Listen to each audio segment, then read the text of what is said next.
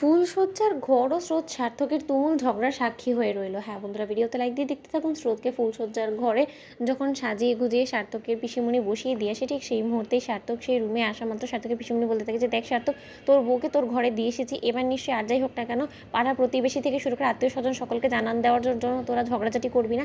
আজকে অন্তত একে অপরের পায়ে পা দিয়ে নাই ঝগড়া করিস, তাই আমাদের জন্য বেটার। আমাদের অন্তত মান সম্মানটা বাঁচবে, অন্তত পরিবারের মান সম্মানটা বাঁচানোর জন্য অন্তত এতটুকু করিস, এই কথাটুকু অন্তত রাখিস। মেয়েটার সাথে একটু ভালোভাবে ভদ্রতা সহ কথা বলিস। ওদিকে এই কথা বলা মাত্র সার্থক বলতে থাকে ওর পিসিমণিকে যে, দেখো পিসিমণি, গায়ে পড়ে ওর সাথে ঝগড়া করার ইচ্ছে বা আকাঙ্ক্ষা কোনোটাই আমার নেই, কিন্তু তা সত্ত্বেও ও যদি বারবার করেই আমাকে ইরিটেট করে তাহলে ওর সাথে ঝগড়া করতে আমি বাধ্য হব। আর তুমি বরঞ্চ ওকে এই জিনিসটা বুঝিয়ে দাও যে ওর সাথে যাতে আজকে রাতটুকু অন্তত আমার সাথে ঝগড়াঝাটি করতে না আসে। তখন এই কথা বলা মাত্র স্রোত বলতে থাকে যে, স্যার আপনার কি মনে হয় বলুন তো, আমি আপনার সাথে কথা বলার জন্য হেদিয়ে মরছি? শুনুন, আপনি একটা কথা ভালোভাবে জেনে নিন যে আমার আপনার সাথে গায়ে পড়ে কথা বলার কোনো ইচ্ছে নেই, কারণ আর যাই হোক না কেন আমি যতটা আপনার থেকে দূরে থাকি সেটাই আমার জন্য মঙ্গলের বলে মনে হয়। ওদিকে এই কথা বলা মাত্র সার্থক বলতে থাকে যে, তাহলে এরকম করে বউ সেজে বসে আছো কেন বলো তো? তুমি কি মনে করছো যে আজ রাতে আমাদের ফুলসজ্জা বলে তুমি আমার কাছ থেকে কোনো গিফট পাবে? সেটা মোটেও না, কারণ আমি তোমার জন্য কোনো গিফট আনিনি। তখন স্রোত বলতে থাকে যে, স্যার আমি আপনার কাছ থেকে অন্যরকম কোনো গিফট আশাও করি না, কারণ আর যাই হোক না কেন আপনার মতন এরকম একটা গম্ভীর রুক্ষ মানুষের কাছ থেকে গিফট আশা করো তো দূরে থাক, আমি তো একটা চকলেটও আশা করি না। তখন এই কথা বলা আমাদের সার্থকের বিষয় মনে বলতে থাকে যে, আমার সকল আচার অনুষ্ঠান পালন করা হয়ে গিয়েছে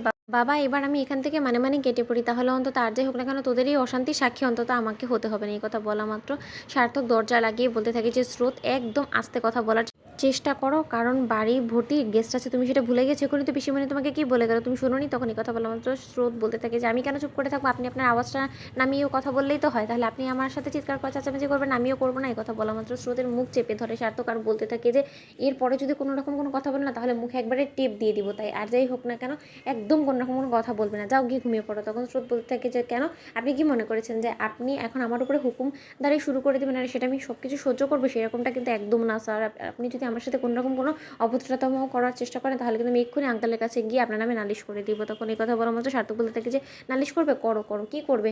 আজকে তোমার কারণে আমাকে এরকম একটা ফাঁসি পরিবেশে এসে পড়তে হয়েছে। আজকে যদি তুমি এই বিয়েতে রাজি না হতে, আমার বাবার ব্রেনটা এরকম করে ওয়াশ না করতে না, তাহলে অন্তত আর যাই হোক না কেন এরকম করে এক ঘরে দম বন্ধ অবস্থায় তোমার সাথে আমার পড়ে থাকতে হতো না। তারপরও তুমি এরকম চ্যাটাং কথা বলছো কোন মুখে বলো তো? তোমার লজ্জা করছে না? তখন স্রোত বলতে থাকে যে, আগে লজ্জা করতো কিন্তু এখন আর করছে না, কারণ আর যাই হোক না কেন আপনি গায়ে পড়িয়ে আমাকে বিয়ে করে এই বাড়িতে নিয়ে এসেছেন, তাই আর যাই হোক না কেন আমার যদি কোনো রকম কোনো দোষ থেকে থাকে তাহলে আমার দোষে সমান দোষী আপনিও, তাই আপনি নিজে চরখায় আগে তেল দিন, তারপরে আমার কথা বলতে আসবেন। ওদিকে এই কথা বলা মাত্র সার্থকের সকল বন্ধু বান্ধব থেকে শুরু করে স্রোতের বন্ধু বান্ধব সকলে যখন আড়ি পেতে ওদের দরজার বাইরে থেকে কথা শুনতে থাকে, ঠিক সেই মুহূর্তে সার্থক বলতে থাকে যে, দেখাচ্ছি ওদের মজা। ওদিকে সার্থক দরজা খোলা মাত্রই যখন স্রোতের বন্ধুরা সকলেই মিলে পড়ে যায়, ঠিক সেই মধ্যে স্রোত বলতে থাকে, তোরা কি করছিস সেখানে বলতো? তো বন্ধুর ভিডিওটি ভালো লাগলে লাইক এবং শেয়ার সাবস্ক্রাইব করতে ভুলো না।